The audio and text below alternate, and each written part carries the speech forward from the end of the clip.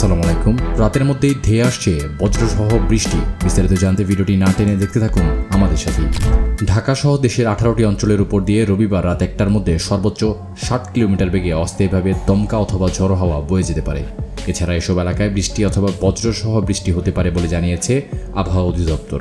রবিবার দেশের অভ্যন্তরীণ নদী বন্দরগুলোকে আগে থেকেই পূর্বাভাসটি আপডেট জানানো হয়েছে।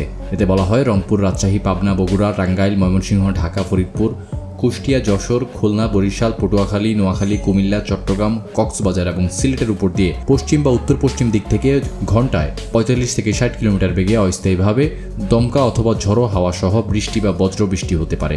এসব এলাকায় নদীবন্দরকে 1 নম্বর সতর্ক সংকেত দেখাতে বলা হয়েছে।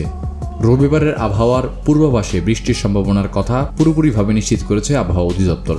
পূর্বাভাস অনুযায়ী খুলনা, বরিশাল, চট্টগ্রাম ও সিলেট বিভাগের অনেক জায়গায় এবং রংপুর, রাজশাহী, ঢাকা ও ময়মনসিংহ বিভাগের কিছু কিছু স্থানে অস্থায়ীভাবে দমকা বা ঝড়ো হাওয়া সহ হালকা থেকে মাঝারি ধরনের বৃষ্টি অথবা বজ্রসহ বৃষ্টি হতে পারে।